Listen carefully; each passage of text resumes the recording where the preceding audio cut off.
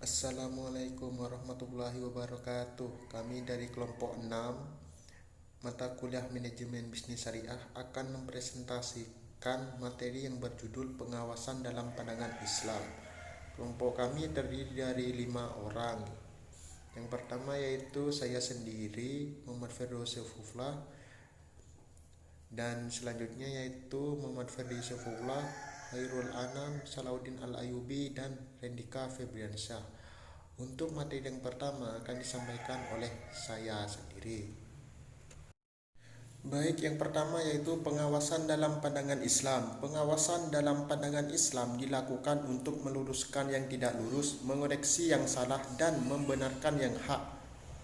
Pengawasan atau kontrol dalam ajaran Islam atau hukum syariah paling tidak terbagi menjadi dua hal. Yang pertama yaitu kontrol yang berasal dari sisi sendiri, yang bersumber dari tauhid dan keimanan kepada Allah Subhanahu wa taala. Maksudnya yaitu seseorang yang yakin bahwa Allah pasti mengawasi hambanya, maka ia akan bertindak hati-hati. Yang kedua yaitu sebuah pengawasan akan lebih efektif jika sistem pengawasan tersebut juga dilakukan dari luar diri sendiri. Maksudnya yaitu sistem pengawasan dari pemimpin yang berkaitan dengan tugas yang telah didelegasikan kepada diri kita. Selanjutnya yaitu pengawasan yang baik. Pengawasan yang baik adalah pengawasan yang telah di-build-in ketika menyusun sebuah program. Dalam menyusun program harus sudah ada unsur kontrol di dalamnya. Tujuannya adalah agar seseorang yang melakukan sebuah pekerjaan merasa bahwa pekerjaannya itu diperhatikan oleh atasan, bukan pekerjaan yang diacuhkan atau dianggap enteng. Oleh karena itu, pengawasan terbaik adalah pengawasan yang dibangun dari dalam diri orang yang diawasi dan dari sistem pengawasan yang baik. Selanjutnya yaitu pengawasan pada zaman Rasulullah SAW. Berkaca pada sejarah hidup Rasulullah SAW melakukan pengawasan yang benar-benar menyatu dalam kehidupan. Jika ada seseorang yang melakukan kesalahan, maka pada saat itu juga Rasulullah SAW menegurnya, sehingga tidak ada kesalahan yang didiamkan Rasulullah SAW saat itu.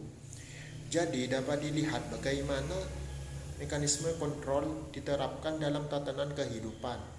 Itulah cara Rasulullah SAW dalam melakukan pengawasan terhadap sahabat-sahabat beliau. Sekian presentasi dari saya akan serahkan kepada rekan saya selanjutnya. Landasan koreksi dalam Islam. Sebuah koreksi terhadap suatu kesalahan dalam Islam didasarkan atas 3 dasar. Yang pertama, tawasau bil haqqi atau saling menasihati atas dasar kebenaran dan norma yang jelas.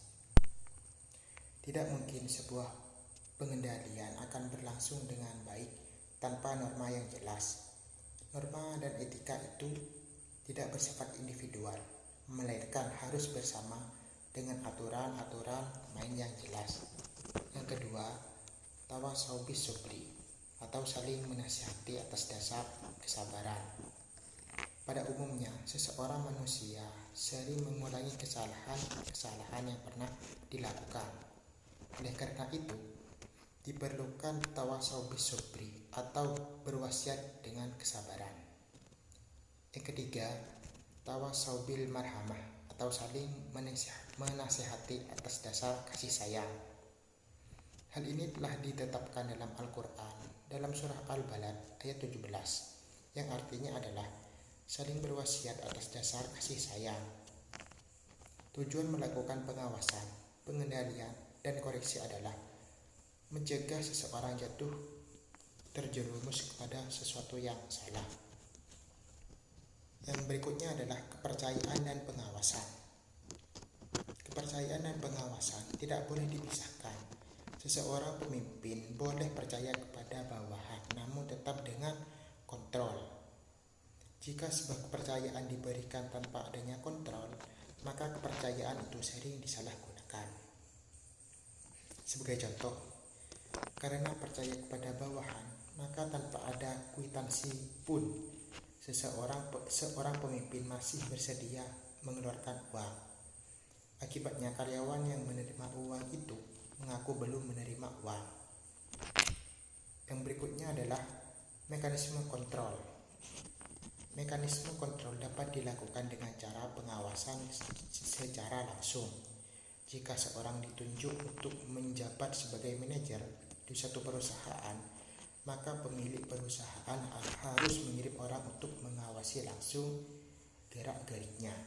Inilah yang disebut pengawasan secara langsung. Pengawasan yang bersifat langsung memang pengawasan yang semestinya dilakukan bagi karyawan baru, bukan bagi karyawan lama. Untuk materi selanjutnya akan dijelaskan oleh rekan saya. Pengawasan langsung di bank syariah. Pengawasan langsung di bank syariah boleh-boleh saja dilakukan. Jadi begitu pengusaha yang mengajukan proposal dan disetujui untuk dibiayai, maka mekanisme kontrol agar pengusaha itu bertindak dengan benar. Jadi maksudnya yaitu jika seorang pengusaha mengajukan proposal, tentu saja jalan yang terbaik adalah dengan tidak langsung disetujui.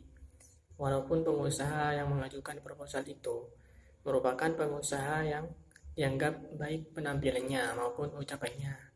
Sebagai contohnya, disepakati sejak awal bahwa tidak ada biaya untuk pengawas, tetapi dengan ditempatkannya pengawas di perusahaan tersebut timbul biaya khusus untuk pengawas dengan jumlah yang sangat besar.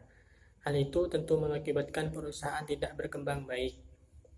Jadi yang perlu diperhatikan yaitu bukan sekedar mengirim orang ke perusahaan yang diawasi, melainkan memperhatikan kondisi yang diawasi. Kesulitan pengawasan nasabah. Pengawasan dapat dikatakan efektif jika masing-masing pihak berlomba-lomba menjadi pihak yang dicontoh. Suatu pengawasan tidak mungkin terlaksana dengan baik jika pegawainya bank sendiri bekerja sama dengan pengusaha. Inilah yang menyebabkan rusaknya perbankan tersebut. Jadi maksudnya yaitu para pengawas hendaknya adalah orang yang bersih, jujur, dan bersikap tegas, di samping menggunakan alat kontrol yang rapi. Jika seorang pengawas sudah tidak jujur, tidak akan mungkin pengawasan dapat terlaksana dengan baik. Nah, jadi intinya kembali kepada pengawasan hati, yaitu menghadirkan Allah pada setiap kegiatan yang dilakukan.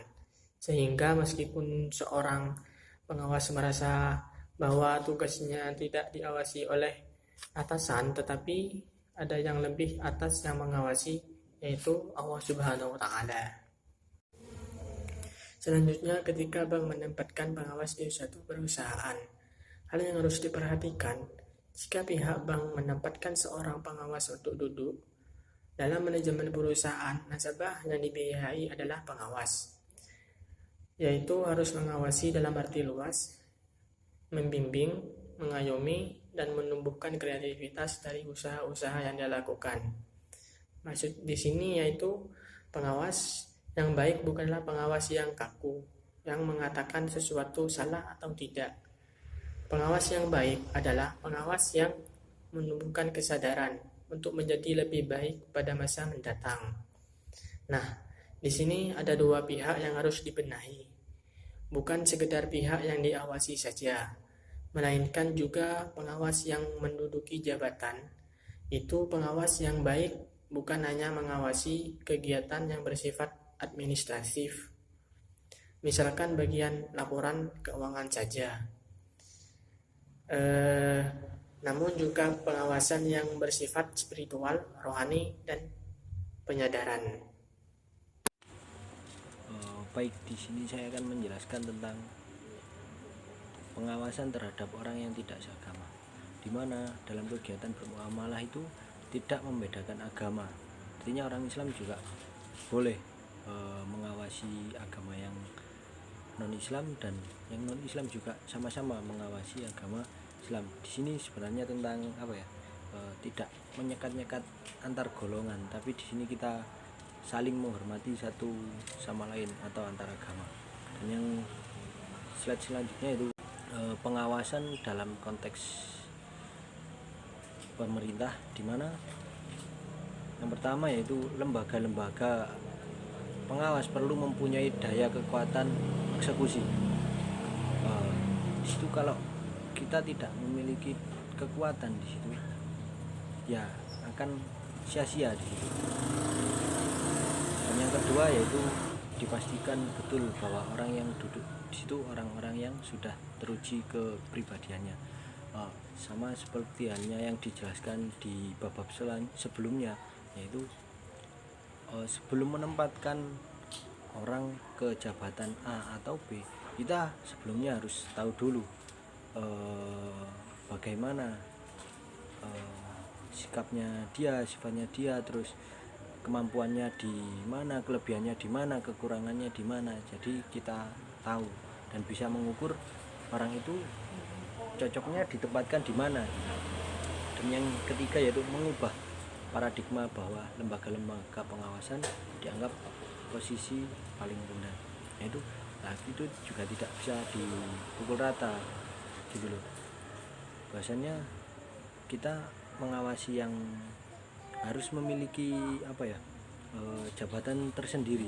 Bahasanya pengawas juga berhak untuk mendapatkan jabatan yang lebih gitu loh.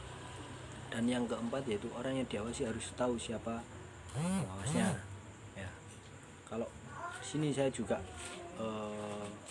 ada sisi hal baiknya dan sisi hal buruknya. Kalau kita bilang sisi baiknya itu enak, jadi kita tahu siapa yang harus kita hormati, terus kita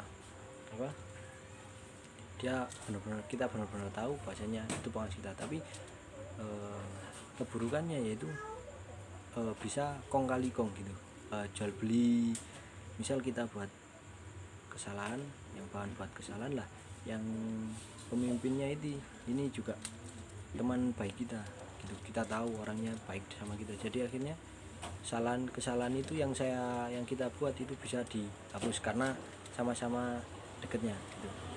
Dan yang kelima yaitu pengawas hendaknya diaktifkan dan diberi job description yang jelas.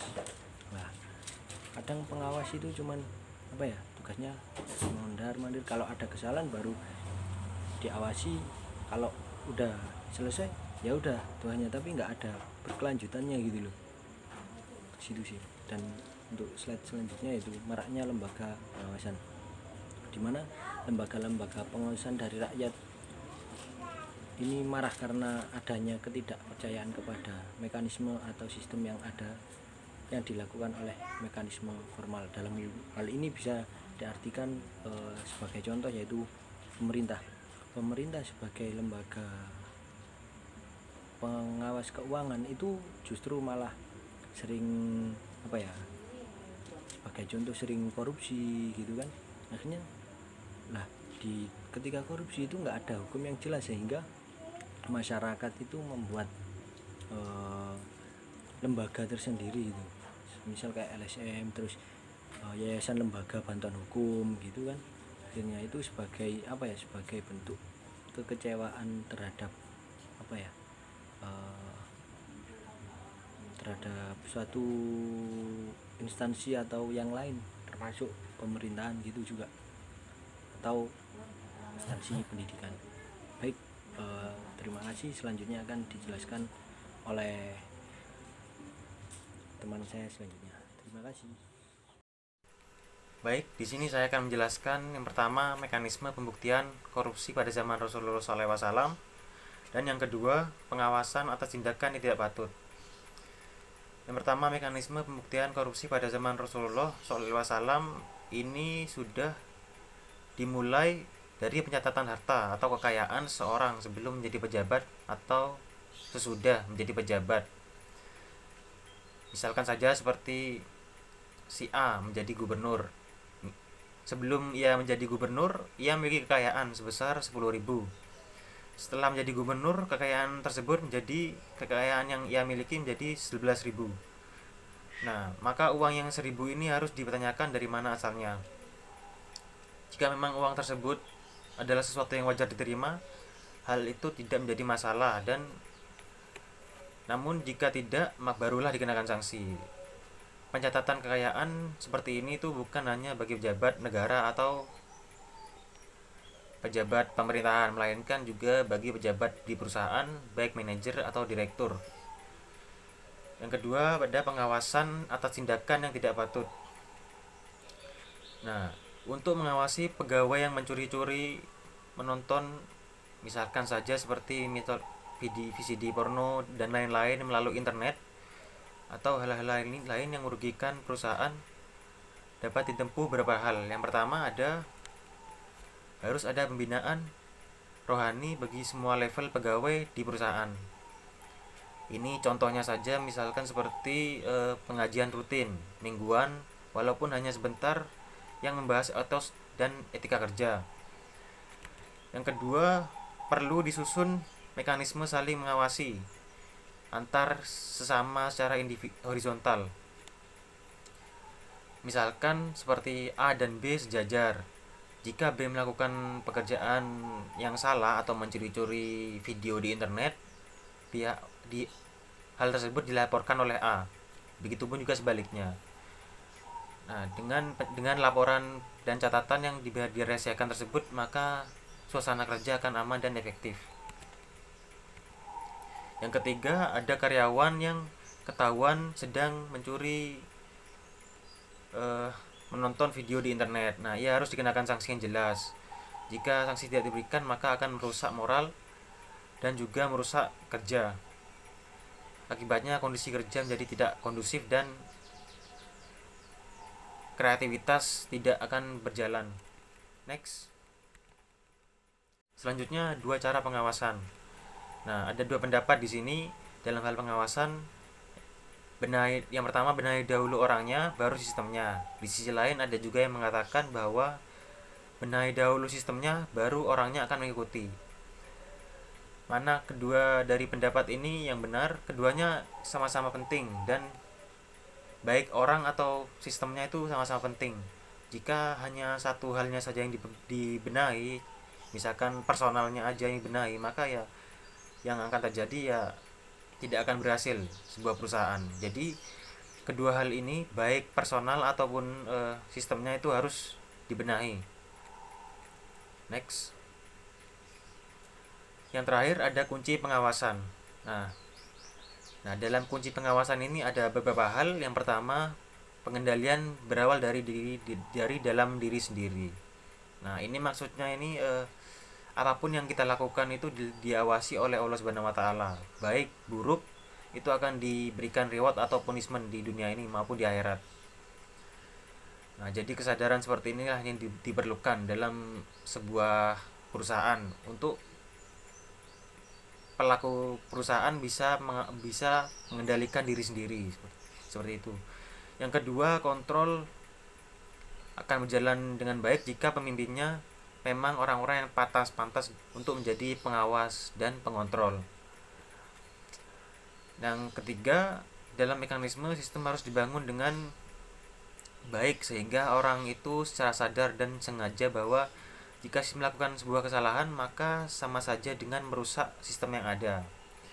Nah, dari ketiga hal ini yaitu disimpulkan bahwa pembinaan orang, ketepatan pemilihan orang, dan sistem yang baik merupakan kunci sebuah pengawasan yang efektif. Sekian presentasi dari kelompok kami, kurang lebihnya mohon maaf. Wassalamualaikum warahmatullahi wabarakatuh.